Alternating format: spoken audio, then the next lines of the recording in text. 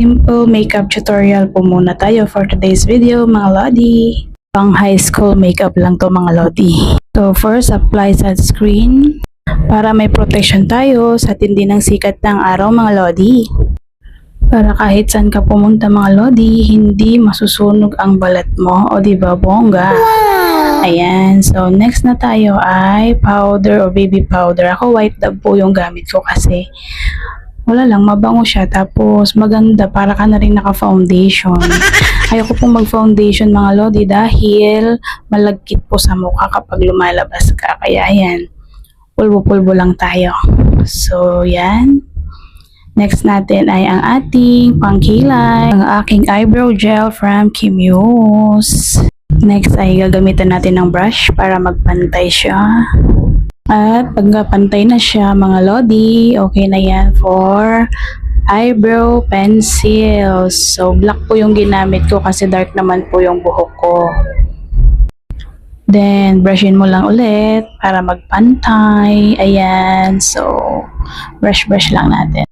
Okay na to. Next ay blush on from Careline. Ayan, so konti lang po mga lodi. Ayaw naman natin na magmumukha tayong clown. So ganyan lang siya. Next is contour for nose line dahil di naman po matangos ang ilong natin. Wala pa sahod kaya ganyan na muna.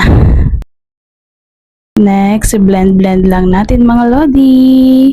Ayan, lapit ng matapos. So next is lipstick from O2O. Ayan. O diba? Konti lang. Ayoko yung masyadong red. Next ay ating lip shiner.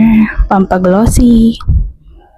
Para fresh lang ang atake mga lodi. Ayan. So, finish na. Ay, nakalimutan ng liquid eyeliner pa pala. So, ayan. Diba? Para mukha tayong Koreana. Yun, no? Pak. So, ganyan lang mga lodi. Hindi po ako ganun kagaling mag-makeup. Pero, at least, hindi naman tayo mukhang ngarag palagi. Dahil puyat, diba? So, yan. Okay na yan. Okay. Done. So, magbibihis na po tayo. Ito na po yung final look. Wow! O, diba? Mwah!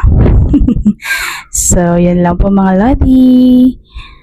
Thank you for watching and supporting my reels and my videos. Thank you. Bye-bye.